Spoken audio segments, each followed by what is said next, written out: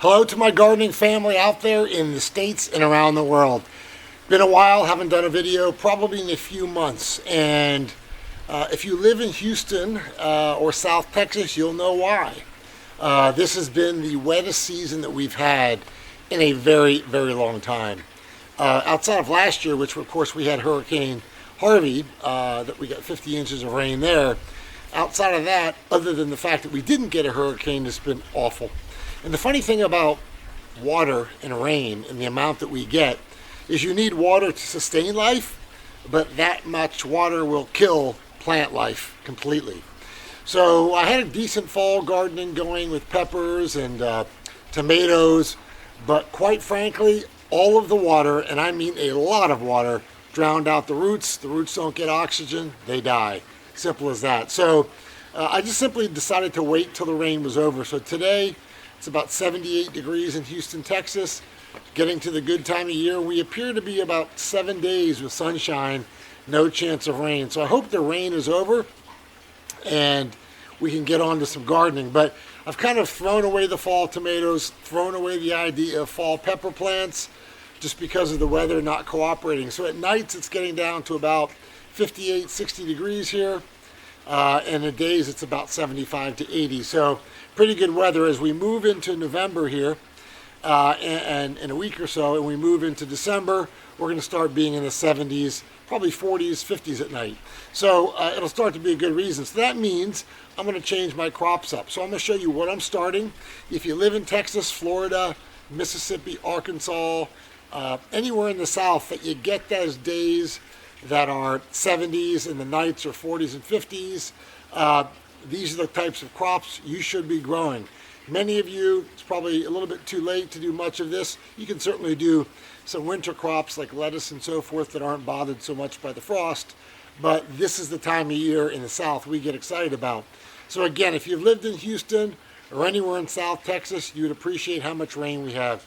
It's just washed everything out. So I apologize to my friends and my gardening family around the country. I haven't been there, but there hasn't been much to show, quite frankly. Let me show you what I'm growing and how I changed my crops for this fall season. So one of the few things that did not die are the herbs. So in my green stalk garden grow tower, the herbs, as you'll see, are still doing very well. No problems with the herbs, and I'm changing it out. I did add some dill today. Over here, because it's getting fall winter, I do have romaine lettuce, and I did put some Chinese cabbage in here. So one plant in each, and each of those seedlings will grow. I have them unstacked now, but I'll stack them later today. So this is where we get into my back garden. You'll see the parsley is doing very good, very healthy looking. So over here we have broccoli. So again, if you live in South Texas, broccoli is the time of year to start planting broccoli. Excuse me. I do have some pole beans back there. I do have some Ukrainian cucumbers, broccoli, Brussels sprouts. That's a Brussels sprout plant. Brussels sprout, peas, and cucumbers. I co-plant them together. Broccoli. Ignore that. That's a product of all the rain. 4 Ukrainian cucumber plants. Brussels sprout, cucumber. And then over there I've got some more pole beans growing. So that's kind of what I have, and I do have, as you'll see right there, some carrots.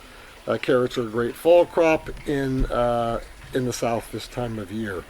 So that's it for the back garden, not much. Let me show you a few other things that I have from a fruit perspective. So here's my giant dwarf lemon tree, and the lemons, as you'll see, are still green, so they're not quite ready. They'll be yellow in a little bit. Some of them are starting to turn yellow, but we'll probably get 50 lemons off of that tree. And then as I go over here, one of the great things you want to do is plant a Meyer lemon tree in a pot, and you'll see here these are done. So these didn't, for whatever reason, get as big as last year, but you can see there's a bunch of Meyer lemons on this tree, and they are ready to be picked. Okay, There's a ton down there too. So if you live in a small place that you can garden, Meyer lemon would be a great tree to grow. Again, this is in a very small pot, looks to be about a 20-30 gallon pot, and it stays in there year after year. We add more soil, add more fertilizer, and it does fairly well. So Meyer lemon. And the last thing I want to show you is the side garden, and that'll be the end of this update for the fall.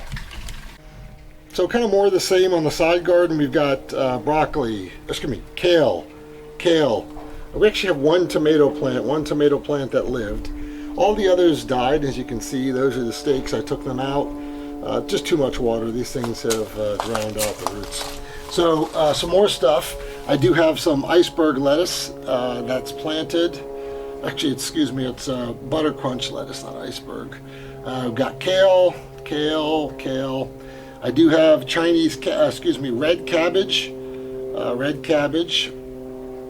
red cabbage down there. And I do have more Brussels sprouts. I was too late with Brussels sprouts last year. It got too hot, but they're doing pretty good. You can see the Brussels sprouts are doing fairly well. I have to do a little bit more weeding. And then back in the corner there, some more red cabbage. I'm going to see if my wife, she's a great cook, can make some coleslaw. Lastly, it's probably too late for this, but I'm surprised these survived. Those two plants are eggplant. So we'll see how they do. Surprised the roots didn't get drowned out, but they're still hanging in there. I did replenish this garden with compost and manure, and there's a lot of you see grass there, but I actually used a tool to dig it up. It's just laying there at this point in time. So that's about it, folks.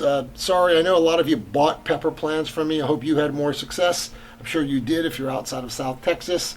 Just too much rain this year, but that's how garden goes. You can control a lot of things. You can't control Mother Nature. But I'll have a nice, pretty green harvest this year for some of these type of things. And I'll give you an update in a few weeks as to how things are growing. So wherever you are in the world, I hope you're having and getting ready for a great fall season. Again, if you live in the South, where I described 70s in the days, 40s and 50s at night, these are the type of crops that'll work well for you. Hope this has been helpful, Until next time, Jeff, your executive gardener. Bye for now.